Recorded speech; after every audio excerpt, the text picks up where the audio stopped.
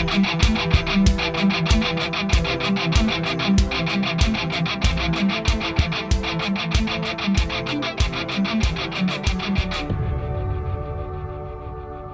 is Jerome Corsi, and today it's Friday, it's September 29th, 2023. Thank you for joining us here at thetruthcentral.com. On Twitter, you can find me at Corsi, C-O-R-S-I, Jerome, J-E-R-O-M-E, all together, all small letters, Corsi Jerome 1, at Corsi Jerome 1. That's where you can find me on Twitter. Today, our first story at The Truth Central has to do with this hearing on the impeachment. So the House Oversight Committee Chairman, James Comer, presided over the hearing. The basic hearing was essentially just the presentation of evidence we've already heard on the Biden family corruption, the pay-to-play or bribery schemes in which the Biden sold out their offices to those who are willing to pay to get favors done. And that, of course, Hillary Clinton did that with the Clinton Foundation when she was Secretary of State. And Obama let her have a private email server so she could conduct her Clinton Foundation business offline of the State Department. Of course, they got commingled, and nothing was done about Hillary. Clinton Foundation's going back into business to try to steal more money from the Ukraine aid. That'll be next. But yesterday, Comer in this hearing ended it. The news was when Comer ended it, he said that we're going forward with the investigation. We're not done.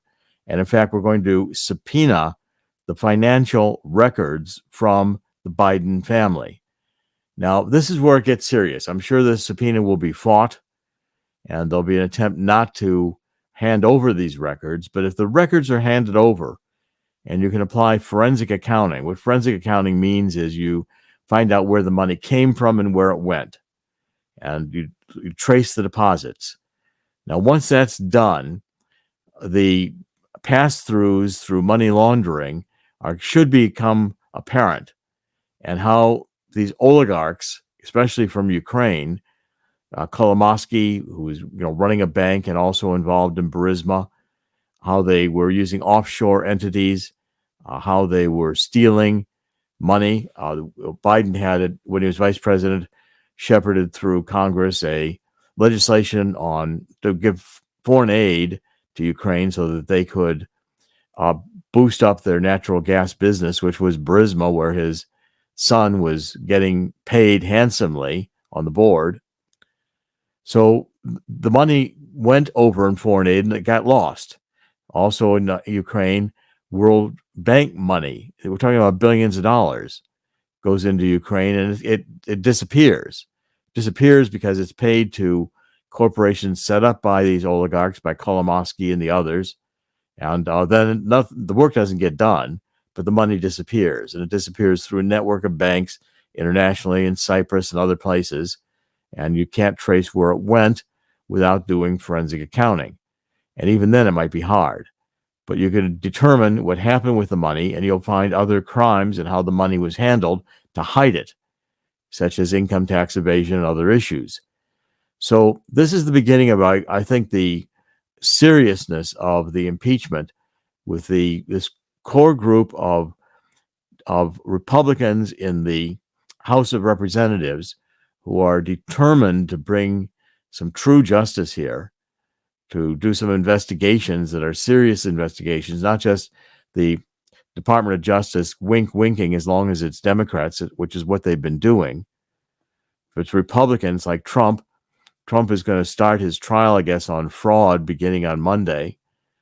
And this is a criminalization of politics, which is really a dangerous point for the United States of America.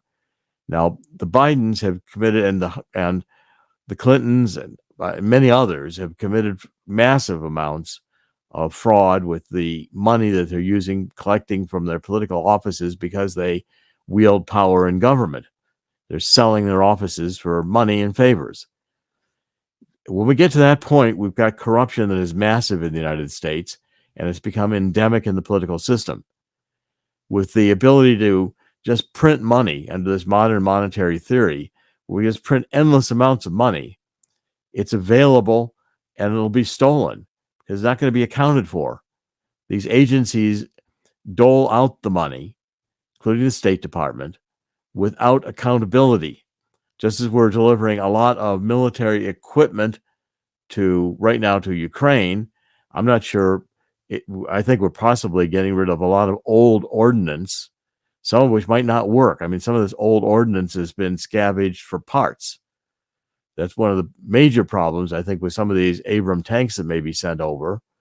And we're not producing enough new ordnance. So the arms industry, the military industrial complex, gets its payday. As long as they're getting paid, the F-35 is going to be built in 300 congressional districts. So, these congressmen are saying, look at all the money that's flowing to our districts. We can take credit for it. This is a big money scam. And we've gotten into money being the root of all evil here, which is essentially the destruction of the American government. We're witnessing the death of a great republic. And I hate to say that. But again, if Comer can make headway here, and again, there's a big political problem because neither the Democrats nor the Republicans want Kamala Harris to be president. If Biden steps down, she's going to be president, and she will want to run again, and that's going to interfere with Obama's plans to have Michelle run. Michelle Obama is president. So you've got a big mess here, and that there is no effective end game that the politicians can agree on to make all this go away. What are they going to do? Biden is obviously suffering from mental dementia, aging badly, and it appears to be accelerating his aging and his dementia. He's really becoming extremely ineffective and an embarrassment. Should be an embarrassment to the world that this type of guy with this kind of mental incapacity is leading the most powerful nation in the world with nuclear weapons at his disposal. So again, it's an insane period of time we're living through, but there's no end game here.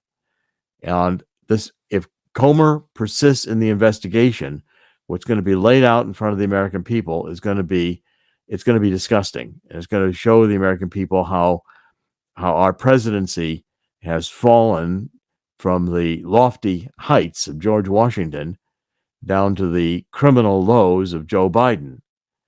And Hillary Clinton was no better. With her Clinton Foundation, if she had become president, that Clinton Foundation would have been printing money itself from every two-bit oligarch criminal in the world that thought they could buy a favor through Bill Clinton with his wife being president. And it would have happened. I wrote a book on it. It was called Partners in Crime. I've been trying to expose this game for years. And I think finally it's going to become apparent to the American people.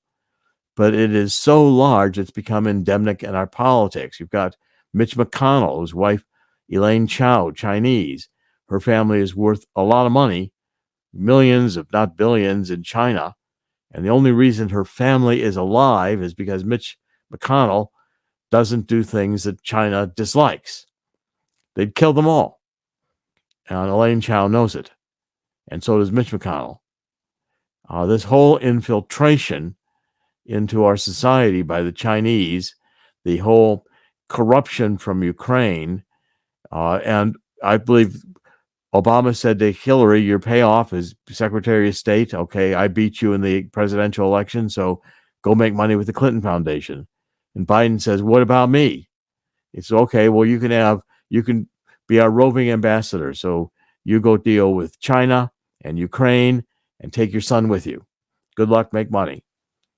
And Obama himself came into office living on his credit cards and now has gotten his home in Martha's Vineyard. Of course, he's really worried about climate change. He's got a home right in the ocean. I thought the oceans were going to rise. This whole thing is Partners in Crime. That was the book I wrote in 2016. And I did my best to expose the Clinton crime family at that time. And Peter Schweitzer has also done the same with the Government Accountability Institute. And I worked with Peter in those years, and I greatly admire him, and I greatly admire his work. We both were on the same theme that this is, politics has become money. It's not in ancient Rome, Cincinnatus, who comes from his farm and defeats a great enemy and then goes back to his farm. No, this is cash and carry. Okay, let's go to the next story. The next story has to do with, just hold on a second, I want to pull up myself and get it in front of me. The next story has to do with the government shutdown. Now, the government shutdown is coming. I don't think it's going to be avoidable. We've got 2 more days, and this group again of Republicans in the House of Representatives have dug their heels in, and they're not going to come to an agreement. They're going to say, it's time we quit spending money like we are. The rate at which the United States debt is growing is accelerating. We went to $33 trillion like going through a red light. I mean, we sped through it. And it will be a $34 trillion debt before long. There's no way to slow it down. The non-discretionary spending, the spending for Obamacare, for Medicare, all these entitlement payments, Cloward-Piven theory, which I covered yesterday, has been the socialist way to spend the government into ruin. Well, we're going there. And take it to $100 at the grocery store and see how little you buy from it. I was in New York City yesterday, and taking a cab ride that used to cost $7 or $8 costs $30 now. Spend $100 on cabs and not get very far. Take 3 cabs and it's $100. And just to go from here to here in New York City in Midtown. The prices are outrageous, and the middle class is suffering. Now, with this shutdown, certain things will stay open. And let me kind of give you an advance as to what's going to stay open. The consequences of this, by the way, are going to hurt the economy, and past shutdowns have hurt the GDP. I'm going to cover that in a second. But the Social Security, for instance, payments will continue. So you're going to have certain agencies which will continue functioning. Department of Defense, Health and Human Services, Homeland Security, State Department, Social Security Administration, all are going to continue to make payments. Well, that's essential. Or you'd have millions of retirees that would not get their checks, and it would be very, very disastrous, as well as people who are dependent on various programs run by Health and Human Services or Homeland Security, with the airplanes and all the rest of it. So in 2018, 2019, a 5-week shutdown reduced real GDP by $11 billion, or 0.3%. So 3% of that 3 billion of that 11 billion was non-recoverable once the government reopened. In past events, you've seen these the losses hit GDP, which could throw us into a recession. It may be the final step needed before a real recession gets roaring. And in the fall, starting in October, I'm very concerned about a major stock market decline once the commercial real estate market begins to collapse.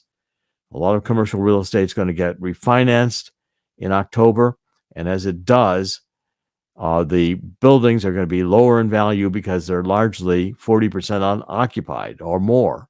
Some cities like San Francisco, it's greater than that. Also, there's a shutdown of a lot of retail in these major U.S. cities. I would say Chicago, Baltimore, Detroit, San Francisco. All these cities are failed cities, failed democratic hellholes, overrun by immigrants and homeless. Crime is rising. We see Philadelphia, which has had a 2 or 3 day spree of these youth gangs coming in to the central city, to the core downtown retail shopping areas, which are many cases luxury, and they're coming in and smashing and grabbing. Police can't control it, and it's bedlam. Our streets are becoming unmanageable in the major cities. So if we have a government shutdown, it's not clear how long it's going to last, because the usual solution is a continuing resolution. Continuing resolution just kicks the can down the road. In other words, it says we'll keep spending like we're spending, and eventually we'll have a budget. Well, they never get a budget. We don't have the normal Congress. The House of Representatives is supposed to control spending. It's one of the most powerful powers that could be conferred legislatively to Congress. And they're supposed to be responsible on that to contain spending and to make sure that it does not get to be excess spending, creating these deficits. But the left is so architected, modern monetary theory says we don't have gold behind the dollar anymore. It's a fiat currency. And so therefore, we just print as much as we want. Why? Because when we have to pay the debt, we'll just print the money needed to pay the debt. Sure, here's a dollar bill, what's actually $33 trillion in this dollar bill, and I just paid off the debt. And that's how silly it is, how much ridiculousness it is. There's nothing backing the money. And the full faith and credit of the United States, which the shutdown is not jeopardizing, because the government can still print money. So it's not a default yet. What it is a weakening of the currency, the value of the currency. When you think economically, what you have to think about is a dollar bill. How much does that buy? What's its purchasing power? If the purchasing power diminishes, that's inflation. And we're clearly more than 5% inflation. We're clearly more like 11 or 12% inflation, which is runaway inflation. I don't see an end price acceleration right now. And food and energy are going to be two of the most expensive items. The prices are only going to increase. Okay, so the government shutdown is in a sense a catastrophe, in that a lot of things are going to stop in the government, which means a lot of people are not going to be working, a lot of functions are not going to happen, and it will ripple down through the economy. It will hurt the GDP. But in another sense, I think I wish they'd shut down the whole government permanently, because this government is too large, it's out of control. We're being run by an unelected bureaucracy. What the unelected bureaucracy is doing is it cares nothing about the Constitution. They're making up their own rules. The EPA, Environmental Protection Act, which is by fiat declaring that X percentage of all cars by 2030 or 2050 have to be electric vehicles. Well, where's the legislation on that? There isn't any. They made the rule based on climate change and emissions and their ability to control emissions. Well, they've impacted the entire auto industry, which has made massive investments and shifted the auto industry to producing electric vehicles. I'm going to cover that in a minute, because no one wants the electric vehicles. The market is largely dried up. So we have here the intentional architecting of the destruction of America, which is what the goal and plan was. I want to point out some books here. I've got a whole library here of books that I could point out. First of all, at this point, be sure you contact Swiss America and get a book I've written on this, which is this one right here, The Coming Global Crash. It's about to start, and the historic gold rush. Now, why is it going to start? Because when the commercial real estate market crashes, which it will, those buildings and those mortgages, as it were, the bank loans to finance those buildings, get put into securities, collateralized mortgage securities, commercial buildings. The securities will collapse when the mortgages collapse. Some owners of these buildings are just going to walk away from them rather than try to refinance them and take the loss. And then the banks start failing, because the banks have these as assets. You see, we're not really creating money anymore. The traditional economy, fundamental economy, if people took economics 101, I don't know if it's even hardly taught anymore, maybe taught woke 101 about racism and how capitalism is bad. But the fundamentals are savings produce the ability of banks to lend, and lending is the creation of money. When that's robust, the economy is doing well.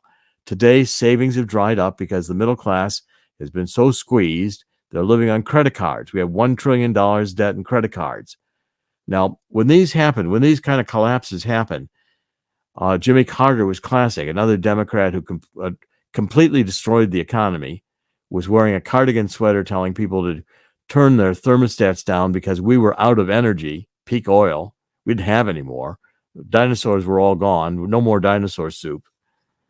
More nonsense. 1980, when Reagan came in, gold hit $843 an ounce. It had been $35 an ounce when Nixon took us off the gold standard in 1971.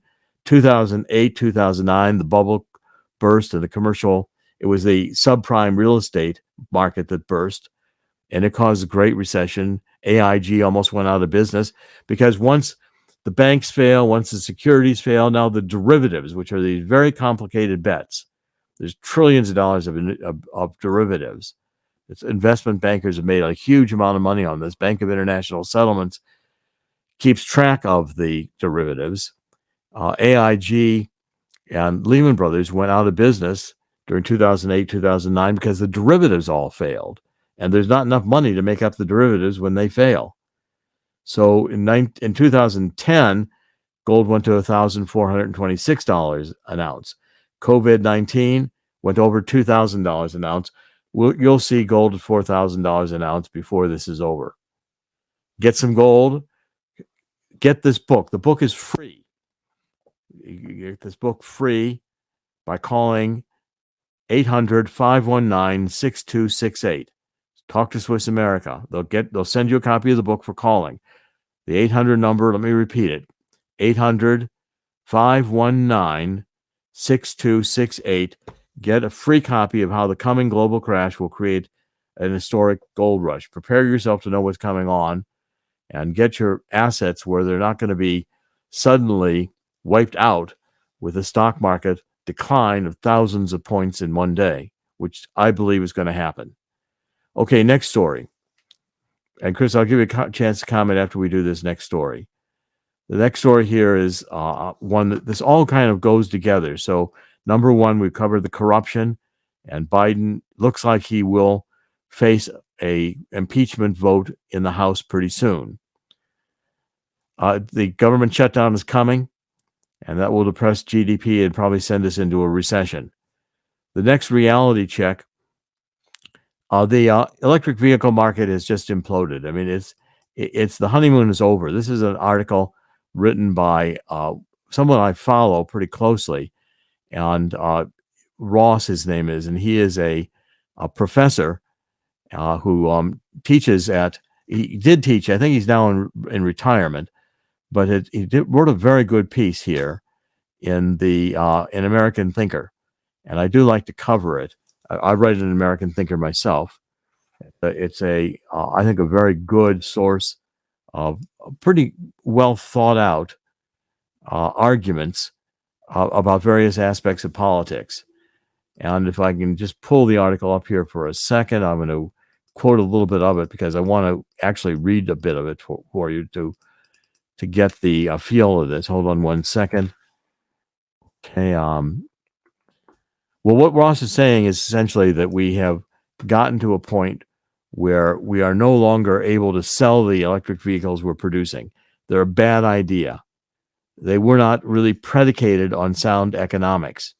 This was another made up scenario by the left, which it was intended to destroy the economy. The left knows electric vehicles don't work. They know climate change is silly. Carbon dioxide is only 0.4% of the atmosphere. What Ross says is the honeymoon is over. This is the most ill-conceived government policy in modern history. He's right. It's riddled with numerous deal killers, and it says like having a dozen fatal diseases all at the same time. That's how bad the idea of electric vehicles are. There was no careful planning and infrastructure. It was just done by fiat with the climate change hysterics saying we've got to stop using hydrocarbon fuels. If we stop using hydrocarbon fuels, the modern industrial state collapses because we need cheap energy in order to continue production to feed 8 billion people. And the left doesn't want to feed 8 billion people. They don't feel they want to depopulate. Since 1974, with Henry Kissinger, the Kissinger Report, it was National Security Memorandum 200, the official policy of the United States is to depopulate, reduce the number of people in the world. So what are the deal killers here? First of all, we'd have to double the electric generation in the country and double the grid. The grid expansion is outrageous. It would cost trillions of dollars. It's wishful thinking to think we could do it. Why? Because of the nature of generating electricity and transmitting that electricity, which goes through wires, and there's impedance in the wires. It requires to be transmitted, boosted in order to continue going. Well, the transmitters, I mean, these whole structure in the daytime when peak hours are there, these transmitters get very hot. Okay, and at nighttime they cool. And during the evenings, people are all plugging in their electric vehicles. These are not going to cool. You're going to have the transistors burning out the grid in 2-3 years when it was calculated to last 15 to 30 years. The trillions of dollars that would have to be spent to prevent a massive grid collapse caused by all these electric vehicles being plugged in would be catastrophe. Similarly, there's not enough charging stations. Charging stations only work if you've got a Tesla. They're not universal, and not in the United States. Okay, so Avis and Hertz can't even get people to rent EVs. Nobody really wants them. And all the EV car manufacturers and their shareholders have poured billions of dollars down a rat hole. So GM, Ford now are really thinking about when they've transitioned all these plants to produce electric vehicles, nobody's going to buy them. Without subsidies, nobody's going to buy them. So you've got here an EV house of cards that's collapsing for all these reasons. And the Democrat environmentalists then, of course, throw their hands up and scream, you're destroying the climate. We're all going to die. We're going to have catastrophic weather because of this. No, we've had catastrophic weather since we've had weather. The Earth weather system, the complex system, the energy involved is more massive than a little bit of carbon dioxide. It's a minor molecule in the atmosphere, 0.04%. Water vapor is 70% of all greenhouse gases. We need greenhouse gases at night when the sun isn't shining to keep the irradiance from the sun in the earth. Otherwise, we'd all freeze in the night. So it would be a very cold and uninhabitable place without greenhouse gases. And there's far less carbon dioxide today than there was 600 million years ago. Carbon dioxide follows warming. It doesn't cause it. We've had ice ages with more carbon dioxide in the atmosphere than today. It's a silly theory. And on it, we have been re-engineering the entire economy. When the car industry realizes these trillions of dollars invested have been lost, the shareholders realize it, it's going to be a massive impact on the stock market because the earnings of these companies are going to be dramatically hit by having to shut these plants down or convert them back to producing internal combustion engines. The society is not ready to go electric. And if we did, where would we get? Even producing the batteries takes more hydrocarbon fuels. 4,000 or 5,000 pounds of earth have to be moved to find the minerals, the rare earth minerals that go into lithium batteries. Batteries are heavy, they burn, they're not reliable, they have to be recharged. Storing energy loses energy just in the process of storing it. The whole thing is a bad idea. And it's going to be a colossal phenomenon of mass delusion. It's a type of insanity that human beings are capable of falling into. Middle Ages, all women are crazy, so therefore they must be possessed by the devil. Let's burn all the women at a stake. Bad idea. It's insanity. And yet it can captivate people to do, in a mass hysteria, behavior that is completely bizarre. And you see the climate hysterics out there acting up, wearing costumes, blocking roads, gluing themselves to museum walls, or throwing paint on masterpiece paintings. It's destructive. Finally, Europe is realizing that all this immigration was a bad idea. Multiculturalism, diversity. Clinton, I can remember Clinton talking about Bill Clinton as president, how wonderful it was. We were going to have a multicultural society and a diverse society, and wasn't that going to be wonderful? Yeah, well, it isn't wonderful. What's happening in Europe is that in 2014, Europe was under siege. There were millions of African and Arab migrants who were marching into the EU and using asylum claims to get out of the region without any vetting. They just walked into Europe. And as Europe got inundated with these populations coming across the borders, various of the politicians like Angela Merkel in Germany announced they were going to open the borders to immigrants and refugees. This was, again, socialism. And they welcomed these people, and they applauded them. They came and greeted the migrants at trains with clapping. They were clapping for themselves because the leftists had been conditioned to believe in original sin, and the original sin was white colonizing the Westerner, dominating the third world, a people of color. That was our original sin. It was not turning against God's law because they didn't believe in God anymore. And so therefore they were applauding that they had forgiven themselves from this sin of white colonialism. Well, most of these people were not alive when white colonialism was on. They had nothing to do with it. All right, so Europe has now been inundated with millions of immigrants into the region. So 2022, there were 23.8 million non-citizens living in the EU.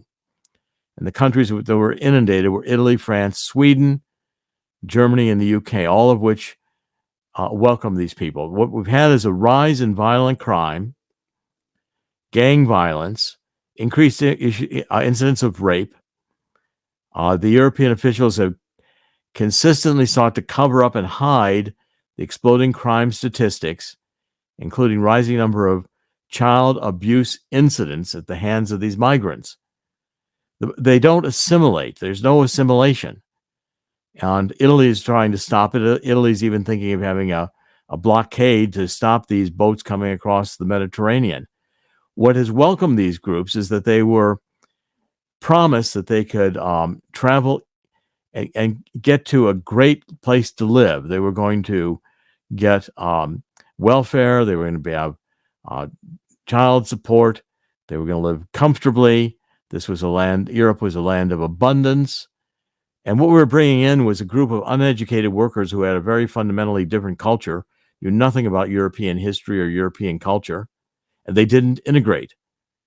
So what we have is pockets of immigrants in each of these countries, France, etc., where there are basically no-go zones because the immigrants have taken over large sections of these countries and are essentially living as they did in their home countries with their own laws. Now, that's going to mean a lot of practices that are not common in Europe. It's going to mean the destruction of the European culture. Many of these people will start burning churches. They already have. These things don't get reported.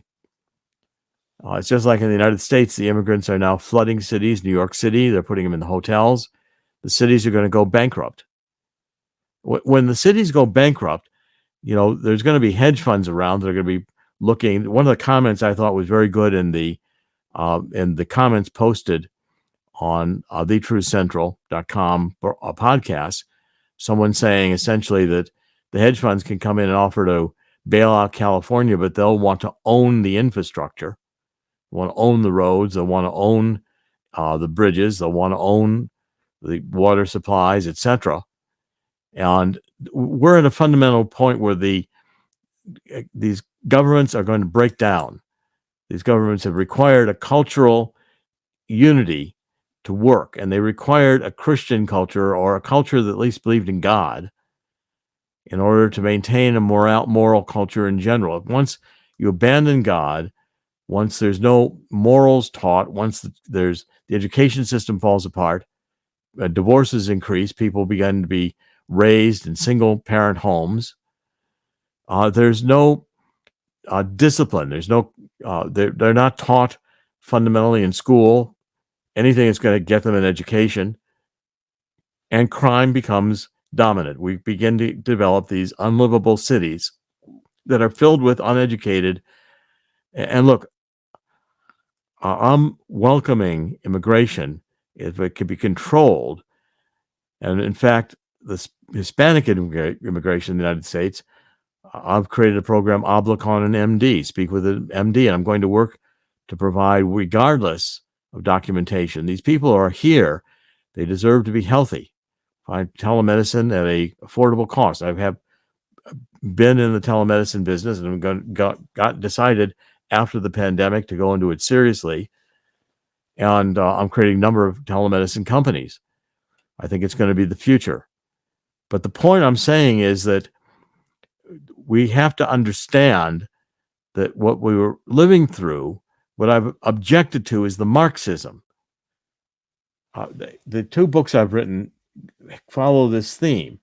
The Truth About Energy, Global Warming, and Climate Change was designed to say it's a lie.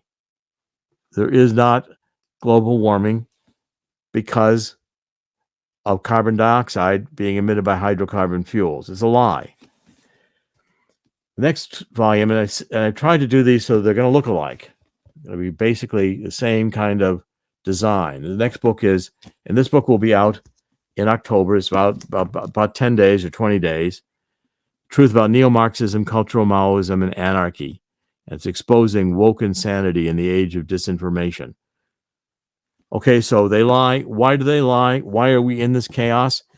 Because the left has gone neo-Marxist, and they decided to destroy the culture. Gramsci, one of the Italian communists, said you've got to attack the culture of communism, postmodernism. The Frankfurt School, Marcuse, they unleashed sex to say this is the future of uninhibited people. This is what freedom is. This is the third book will be about the transhumanism, because the agenda here is really the World Economic Forum, and the oligarchs are saying let the woke destroy the economy, destroy the morals, destroy the cultures, and then we'll take over. And people are going to die, because without hydrocarbon fuels, millions are going to starve, billions are going to starve. I wouldn't even rule out these people having a nuclear war to kill more billions. Certainly, we've got the beginnings of World War III. We've got Ukraine getting massive weaponry. And if we could start taking out Russian naval ships in the Black Sea, Russia's going to start contemplating nuking Kiev. We're getting Iran. That's the last story I want to cover today. Iran is being ramped up in a very, very dangerous way. Iran is going to make nuclear weapons, and they're going to think about using them against Israel. If Iran gets nuclear weapons, Saudi Arabia is going to want nuclear weapons. Saudi Arabia gets them, the UAE is going to want them. So we're on the verge here of unleashing forces that are clearly end days apocalypse. We're going to have disease. By the way, the COVID disease, which was going to be these mutations, has largely failed. They've got this whole new vaccine booster. Was this booster number 4? Some people have taken this mRNA 4 or 5 shots. Well, this is being proved not to be the good idea to do. These are experimental vaccines. They did not go through the testing. They were approved under emergency declarations. All right, now Iran has learned, and certainly Biden is shoveling them another $6 billion of cash after Obama transferred $1.7 billion to the Iranian regime to release 5 Iranian American prisoners. What Iran has learned is that they can take prisoners, hostages, and trade them in for billions of dollars. This for Iran is going to be about a $100 billion business by the time they get assets that were frozen returned to them. It pumps about another estimated $100 billion into Iran's economy playing the hostage game. And what they have learned, the Revolutionary Guard and Khamenei, what they have learned is essentially the mullahs, the ruling clerics, have learned that they can crush domestic protests against their government, and they can export the revolution into places like Yemen, Syria, Hamas, the Palestinian Islamic Jihad, Latin America, Lebanon, and Iraq. And they can strengthen the regime's militia and terrorist groups. And the United States is largely playing the game with them, not against them. We're largely going along with this. Now, again, this is going to build a very dangerous situation, which I think could be the beginning of a nuclear war that could turn out to be an international nuclear war. And what we're into is a destructive period of time. Now, I say it in wrapping up, I always say that in the end, God always wins. And God will win here too. I think God's given us a solution. The biblical solution to this is 2 Chronicles 7:14. What God has asked is that we get down on our knees, and I'm asking you to join me on my knees. I'm asking God to forgive us all for having taken God out of the schools, out of our hearts, out of the classrooms, out of the public square. You can put up a statue of Satan, but you can't have a statue of the Ten Commandments in a public square. This is ridiculous. We've killed millions of babies in the name of abortion in the womb, cutting them to pieces while they're yet in the womb before they get a chance to be outside the womb, to be alive as adults. They don't grow to adults because they were cut to pieces as fetuses. This is barbaric. And we've got to ask God's forgiveness for this. We've got to ask God's forgiveness for allowing the corruption of ideas, the left's clever crafting of narratives, to have forced us to walk voluntarily into this. The Democratic Party is going to campaign for president on, we're standing for the rights of women to make decisions about their own bodies and families. Sounds good. What's it mean? It means they're going to allow women to make decisions, to take the living fetuses within their wombs and have someone cut them to pieces and pull them out and sell the body parts, sell the organs, do stem cell research with the embryonic material. This is barbaric. God will have a judgment on us for getting to this point. I think we can emerge from it with an age that will be a golden age, but we're going to have to renounce everything that's gone on here with this neo-Marxism, this cultural Maoism, this woke. We're going to have to say to the future generations that these are the set of destructive ideas. Do not go down this path. Racism and colonialism, blaming everybody for the sins of the past, saying we're an evil nation. The principles the United States was founded on were limited government. Let's take the entire government, put out in the Mojave Desert, give them all the wind and solar they want, see if they can cool themselves. We've got to reduce government. Got to get back to the Constitution. I believe we will go through a very difficult period of time. And I pray that at the end of that period of time, God will allow the human race to continue learning its insanity and possibly returning to the principles which will permit this earth to support the billions of people it's capable of supporting. The Bible says, go forth and multiply. It doesn't say go forth and depopulate.